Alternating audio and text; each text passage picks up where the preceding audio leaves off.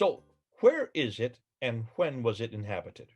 Well, we know that there's only one reference to Mecca. That's in chapter 48, verse 24. And this is what it says. And he it is who hath withheld men's hand from you, and hath withheld your hands from them, in the valley of Mecca, after he had made you victors over them. Allah is seer of what you do. In the valley of Mecca. So the one thing we know Yeah. geographical about Mecca, it's in a valley. Is that true? Mm. Have you looked at the Kaaba today? Have you looked at Mecca today? Is it in a valley? No, it's not. It's not in a valley. Ooh, you think that's bad? Let's continue on. Look what else we know about Mecca. We know quite a bit from the traditions, and we also know quite a bit from the Quran. If, of course, these references to where the prophet lived, where the representative of God lived, is Mecca. Let's just put Mecca in there into every one of these references, okay? Mm-hmm. Now, Yeah. remember, none of these verses that I'm going to refer to down below has the word Mecca in it at all. Okay? Okay. Look at chapter 3, verse 96. The first sanctuary appointed for mankind was that at Becca. Is that Mecca? No, it's not. Becca is a completely different word with completely different consonants. Look at the first consonant. It's with a ba, not a Mm-hmm. meme. It's with a b. Can you see Mm. a problem right there? Because we know where Becca is. That's a well-known place. In fact, there are three Beccas. Becca Valley is well known. That's up in Lebanon. Mm. That's a biblical place. So that can't be Mecca. This place where the prophet lived is the mother of all settlements. Now, Muslims say, that's Mecca. Why? Because Muhammad lived there in chapter 6, verse 92, in chapter 42, verse 7. Well, if it says so, then why didn't they use the word Mecca there? Mecca is not found there. We also know chapter 7, verse 24 that I talked about earlier is that when Adam and Eve were thrown out of the Garden of Eden, which is way up in space, that Adam was, according to the traditions, Mm. not the Quran, but according to the traditions, that Adam was thrown down to Kerala in southern India, and Eve was thrown down to Mecca, according to traditions, 9th and 10th century tradition, right? So Adam was in India, Eve was up in Mecca. According to traditions, Adam got up when he was thrown down. It's obvious that God did not know how to aim very well. So he threw Eve down to Mecca and he threw Adam, oops, got him off, and he landed up in India. What does Adam do? He Wow. gets up and he strides up and he walks up and gets up and walks up to Mecca. Now stop and think. How do you stride and walk up to Mecca unless you're probably 200 to 300 feet tall? Mm. The idea of him striding and making his way up to Mecca, gets thousands of miles away. Look on a map again. When Muslims read Mm. these stories, they don't think through how stupid a lot of these stories are. They just make no sense, right? Let's go to Abraham. Abraham in 1900 BC. How do we know that he's lived in 1900 BC? Because the Bible tells us so. The Quran never says so, but it says that Mm-hmm. he was there in the Masjid al-Haram, and he cleans out all the idols. The next morning, the people come and they throw him into a fiery pit, thinking that he had destroyed the idols. That's in chapter 25, chapter 21, verses 51 to 71. Now, as I said, Abraham was nowhere near Mecca at all. He never Mm. lived that far south. He was either in Euphrates Valley, or if you come across, he was all the way over to Haran, way over in what is Haran up the north, or where you go down to where we see now where Israel is today. That was 600 miles to 1,000 miles further north. What about the Qibla? Mm. Well, you've heard me what I've said about the Qibla. Have you noticed that according to chapter 2, verse 149 to 150, that it was redirected from Jerusalem down to the Masjid al-Haram? In Mm-hmm. chapter 2, verse 149 to 150, does not use the word Mecca at all. It's not there in the Arabic. Mecca is not there. Have you noticed that? Yeah. Yeah. It just does the Masjid al-Haram. Well, that Mm-hmm. could be anywhere. Every town had a Masjid al-Haram. Every town had a Kaaba. Dr. Hitti, who did he did his great work on the history of the Arabs, he goes and shows that Taif had a Kaaba, but Yathrib had a Kaaba, Khaybar had a Kaaba, Tabuk had a Kaaba. They all had Kaabas. So many Kaabas. Hundreds, hundreds of Kaabas. Every city Mm. had its Kaaba. Petra had a Kaaba. You can see it today. You Mm. can see the outlines of the Kaaba. Mm. Dan Gibson found out when he did the measurements on the Kaaba in Petra that it fits exactly with what the traditions that you find from the Islamic traditions. The Islamic traditions, which give the dimensions of the Kaaba, fit the Petran Kaaba perfectly. But the Meccan Kaaba that we use, that is used today, the Mm-hmm. dimensions of that Kaaba is too small. It's smaller than what the traditions say, proving that the traditions, an Azraqi, who wrote it in the 9th century, was referring Yeah. to the Petra of Kaaba, not the Kaaba in Mecca. So you can Oh see the my. Qibla. Now, can you understand why when Dan Gibson from 1979 up until 2004, when he went to mosque after mosque after mosque, he went to over 100 mosques. He was the Wow. first one in history to do that. The great, Wow. the great scholar of the Qibla, the world's authority on the Qibla, Dr. David King, who is considered to be the scholar, the best mind on the Qibla. Qibla means the direction of prayer. Yeah. When he did all of his research, and he only did his research in libraries, he never went to any of these Kaabas. He only went to one mosque in his whole career. One mosque. Wow.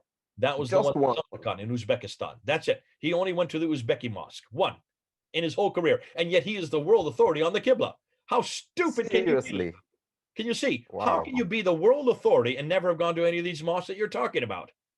Dan Gibson is not a scholar, doesn't have any degree behind his name, but he lived amongst the people, learned the languages, and he went from mosque to mosque to mosque to mosque, and he used aster satellite imagery coming from space to find the exact coordinates for every one of the Qiblas.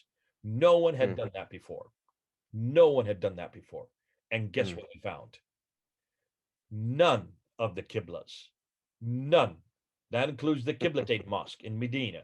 That includes all the mosques in Yemen and in Israel, all the way as Wow. far over as the Canton Mosque, the Guangzhou Mosque in China, the Sherman Mosque in southern India, in Kerala. All these mosques that are thousands of miles away, and they were all being built in the 7th century, in 636, in 636, 642, 670, 682, 690, up until 706.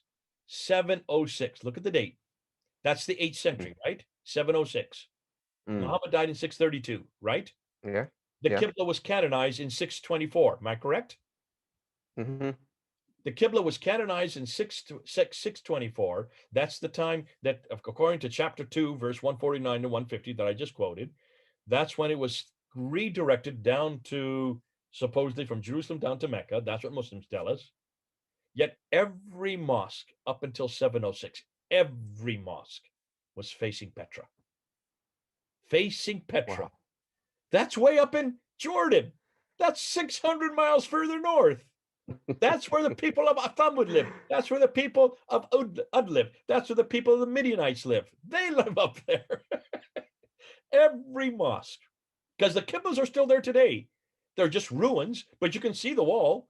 You can there look at the wall, and you can look from space down onto the wall and look and see exactly where they're directed. And every mosque is facing Petra up until 706.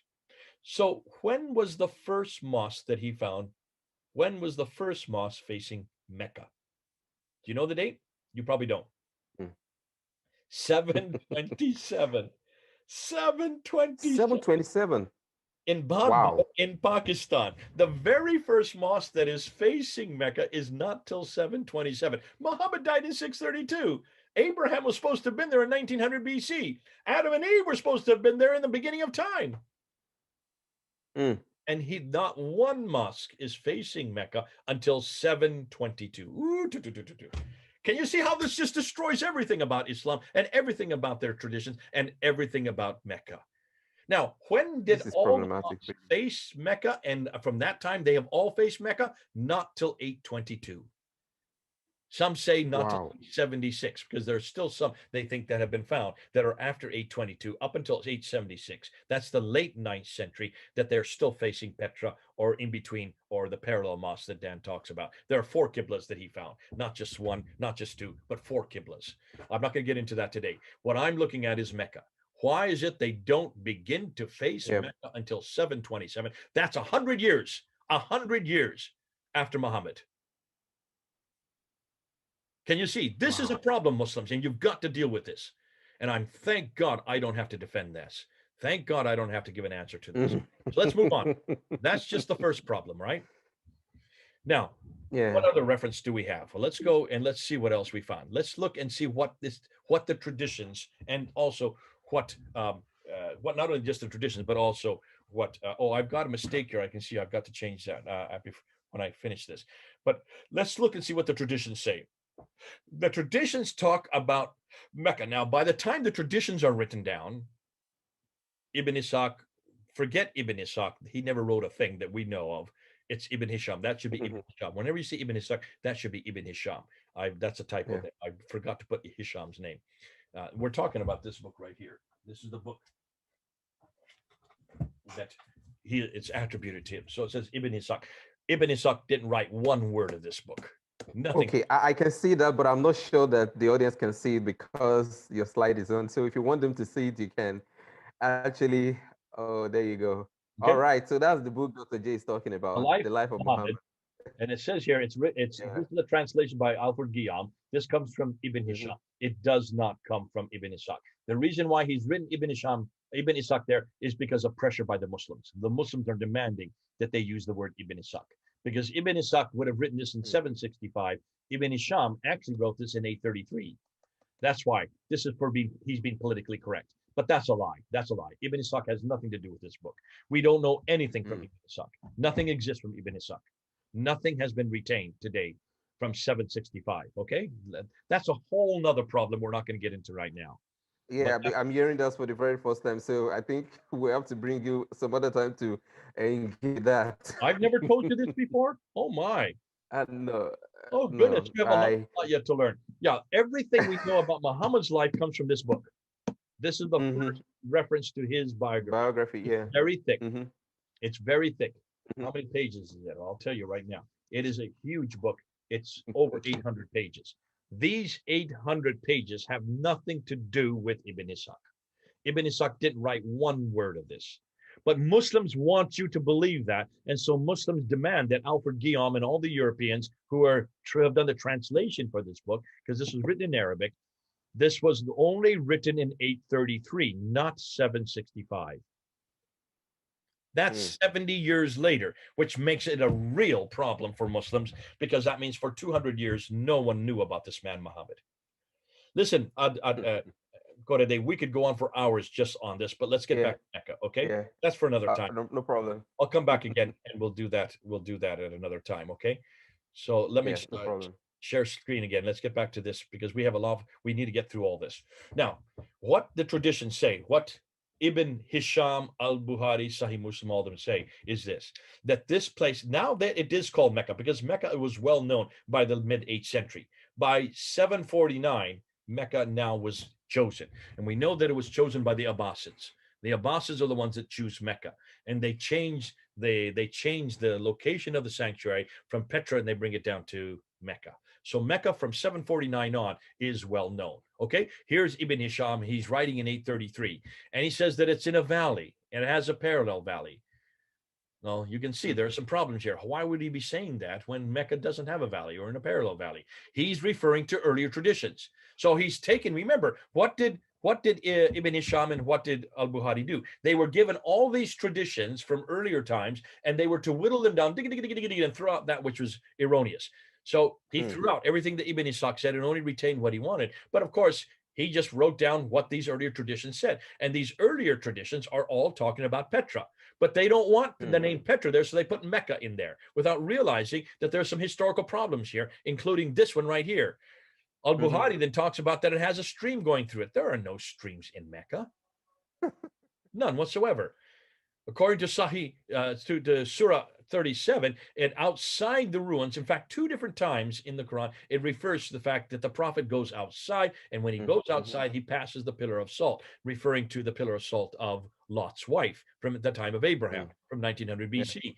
There's no way that Lot's wife or that Lot himself could have been living that far south. If there was any place that salt would have been, it would have been right outside of Petra today. What is Jordan? That it has fields, that it has trees, that this place where the prophet lived has grass, has fruit, has clay, has loam. Hold on a minute. Look at Mecca. There are no trees, grass, fruit, clay, or loam. There may be today, but they've all been transported in. Why? It's one of the most arid places on earth. There's only one well there called the Zamzam well. And no one has been Mm. able to look to see if that well is very old. I imagine it's a very new well because almost all the water that has to be brought into Mecca has to be transformed in from the Red Sea. They had to redesalinate it, and they have to then for all the pilgrims. There's no water there. There's no cisterns there. Mecca is one of the driest places on earth. Therefore, it would not have Mm. had trees, grass, fruit, clay, loam. Look at the old pictures of Mecca. Whenever you look at the pictures from the 1900s or the 1800s, look at it. Yeah. It is as arid a place as you could find with no vegetation whatsoever.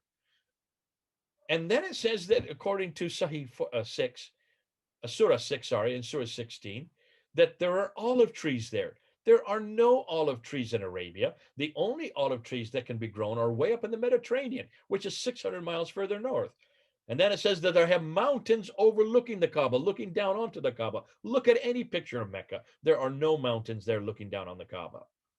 So Mm. Mecca is not in a valley. It has none of these listed above because it is just too arid and it is just too dry. Real problem here. Mm. So Dr. Patricia Kroner wanted to find out, well, then if there's no reference to Mecca anywhere, when does the reference to Mecca first appear? So she scoured all the documentations, second, third, fourth, fifth, sixth, seventh century. Guess when she found her first reference to Mecca? There it is right on the screen. The Apocalypse of Wow. Pseudo-Methodius Continuato Byzantia Arabica. The date 741. Whoa, whoa, whoa, whoa, whoa. Wow. Muhammad was supposed to have been there born there in 570, died and will live there until 622. Hmm. Went back and reconquered it in 630. And yet the first reference we can find anywhere on any documentation is 741. 741 during the reign of Caliph Hisham. The earliest time we can find it on any map is not till 900 AD. That's the 10th century. Wow. Now, Krona in her work said that Greek trading documents refer to the towns of Taif and Yathrib and Chayv, but never to Mecca. There are no references to Mecca in any of these documents. She went back and she found documents from Ctesiphon. That is what is modern day Baghdad, and these are Greek documents, and Pahlavi documents. Sorry, Pahlavi documents, which means uh, uh, Persian documents. And here, the people in Okay. Ctesiphon were sent down these trading groups way down to Yathrib. And when they got to Yathrib, they found silver down there. So they went and started up silver mines all around Yathrib. Silver in Yathrib. And they went down these documents, talking them going down to Taif and down to Najran and going up to Tabuk and Khaybar, but no reference in any of these documents, these Persian documents, of any place called Mecca. And yet Mecca's right next door. It's just southwest of Yathrib and just northwest of Taif, down off the tribe. So you can see these are real problems. She's looking at Hmm. documents from that era. Now, what's interesting, she didn't read the entire inscription. If she'd read the entire inscription from Methodius, Continuata Byzantia Arabica from 741, if she read the second half of it, it says, as they consider it, that's Mecca, as they consider it, the home of Abraham, which lies in the desert between Ur of the Chaldees and Kara, the city of Mesopotamia. Wait a minute, hold on a minute. Take a look on a map where that Wow. is. There's Ur, which is just north of Edessa, and where Abraham came from was Haran. According to the people in the 8th century, they believe Abraham came from there. We know today that's wrong because now we've discovered Ur. That was just discovered in 1853 by G.E. Taylor, the British discoverer. He discovered the city of Ur in 1853, and that is now today in Iraq. But back in the 8th century, this is where they thought that Abraham lived. But when you look and see where that is, that's in southern Turkey. Hmm. That's way up north, Wow. hundreds of miles further north, proving that they've got the wrong Mecca, even in that inscription. Well, not the Mecca they have the right Mecca, but that's the first Mecca. That's the earlier Mecca. That's not the Mecca that we know today. Because nowhere Mm. anybody, no Muslim listening to us would believe that Mecca existed in southern Turkey. Too far north, Yeah. once again, but directly above the present day Mecca. And the original Mecca was located in southern Turkey or south of Edessa. Now, let's look at modern Mecca today. When you look at Mecca today, you see that huge building. I don't know if you've seen pictures. That is the fourth highest building in the world, Yeah. that clock tower. Okay, it's known as Mm. Abraj Al Bait Tower. Let's just call it the Al Bait Tower. Okay, the Al Bait Towers, and there's more than one. There's about 7 or 8 big buildings that are built all around it. They are huge hotels, air-conditioned hotels for very wealthy Muslims when they come to the Hajj, and they're looking right down onto the Kaaba. There, can you see the Kaaba? There's no mountains looking down on the Kaaba. There, Yeah. can you see any mountains looking down on it? No, but there are buildings that are like Not mountains at today. all. So they're trying to recreate the very thing that the Quran talks about. It's the world's largest clock. It has 45 feet across, and it's then designed the same way as Big Ben in London. There you can see a picture of Big Ben and that clock right at the bottom there. Now, Yeah, this is yeah. what they want to make Mecca to look like. Take a look at that. It's all going to be cemented over. It's going to be a huge place. Wow. That's future. Today, this is what it looks like today. Wow. Well, this is actually about 2 years old now.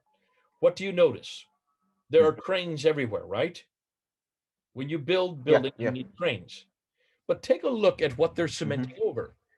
The Prophet's birth home is now being cemented over and destroyed. Khadija, his wife, home has been destroyed to make places for these buildings. Mm. They're just destroying the history. They don't keep even care about the Prophet anymore there in Mecca. But what's most important is when you build large buildings like that, fourth highest in the world, enormously tall buildings. What's the first thing you need to do? You need to build foundations. You need to dig Yeah, holes into the ground. Am I correct? that's true. So when you dig holes in the ground, what happens when you dig holes in any ancient city in the ground?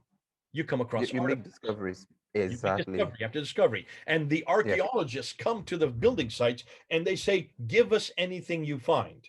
And that's Hmm. what you go to London, you go to Athens, you go to any ancient city, you go to even Baghdad. And whenever they build these large buildings, the archaeologists are there because the builders are doing their job for them. They're actually Hmm. digging much deeper than the archaeologists can dig, and they're going back and recreating. They take the artifacts and then they recreate the history of the city. And that's Hmm. exactly what they should be doing here. So Dan Gibson was at a conference in 2009 when these buildings were being built. And at the conference there in Arabia, he went to the archaeologists that were there. It was an archaeological conference, and he asked them, Okay. "What have you found? You're there. What have you found?" And they kind of looked sheepishly at him, and they said, "Well, we've not found a thing. Zero.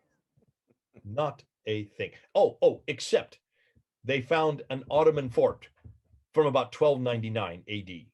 1299. That's Mm. the oldest thing they Wow. could find in Mecca. The oldest thing that has now 1299. been uncovered from all this building that's going on.